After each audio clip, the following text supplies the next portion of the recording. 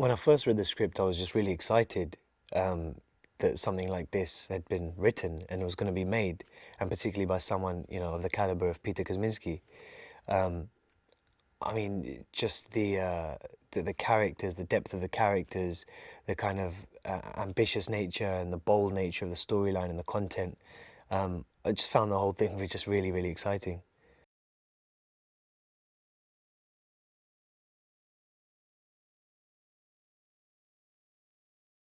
Well, it was actually quite a demanding casting process. I think Peter rightly saw, I think he saw lots of people for every single role, and I remember for the first audition I went in and I had to learn like four or five scenes. For the second audition I had to learn 14 scenes, and for the third audition I had to learn 15 scenes. And it was so I'd learn all these scenes, and it was only when I turned up there that and I was doing scene after scene, they were saying, you sure you want the script for any of them? And I realised I didn't have to learn all of them after all. I could have read some of them, but no, it was very easy, kind of natural dialogue, so it wasn't too bad to learn. But but yeah, it was quite in that sense. I knew that he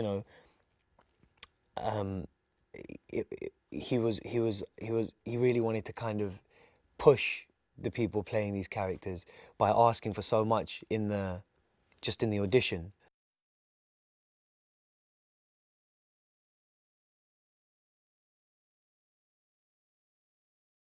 So I play Sahil Wahid, who's 22, and he's just left law school at UCL. He's a law student, but he's from Bradford, and he's kind of going through an extreme version of, I guess, what maybe I've gone through, and I think a lot of people can relate to, which is coming from a certain town or city, a certain background that's very different to the university setting, and even more different to what your professional work life setting will be.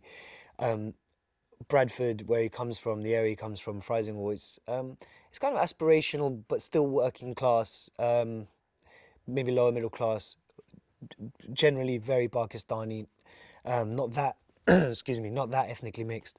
And then he kind of goes to UCL, which is, and he finds himself generally in a kind of white middle class setting.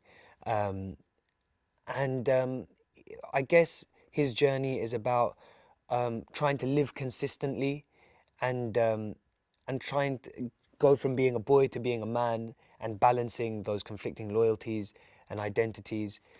I think in Sahel's mind there isn't a conflict there. I think he is who he is. He doesn't apologize for it, and for him, I think he sees himself as British, and he doesn't see any conflict between his British identity or his Muslim or Pakistani background.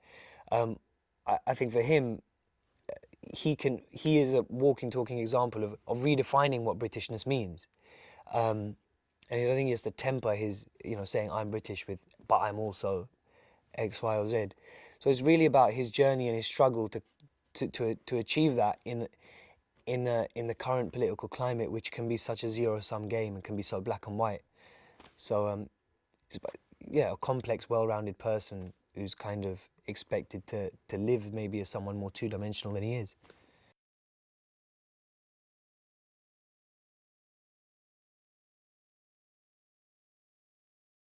I hope this will be actually the last word in terms of in dramatic terms on a lot of these issues, because it doesn't compromise in providing us with easy answers. I think it just throws up a lot of difficult issues and explores them with a lot of balance and nuance. And it's the absence of stereotypes is what you look for, particularly as an actor from an ethnic minority. Seeing characters like this with this level of depth is is just really rare.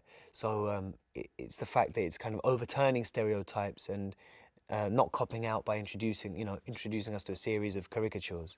They're real people, and they're people first. They're not Muslims first. They're not MI5 agents first. They're not suicide bombers first. You get to know these individuals as people, and it's that rehumanizing project that is, I think, is really what we need and what good drama's about, I think.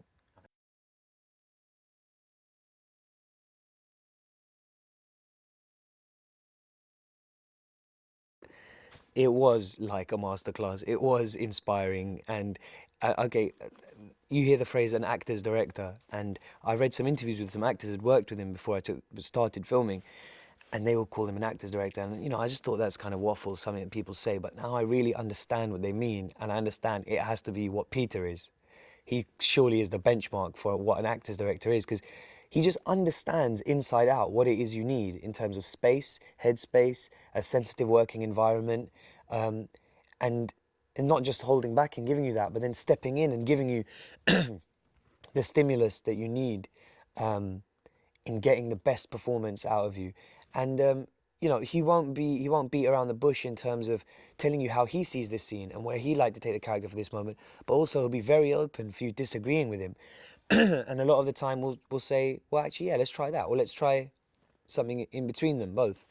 So it's a great balance in someone like really guiding you, which is what I felt I really wanted for, this is my biggest job as an actor so far.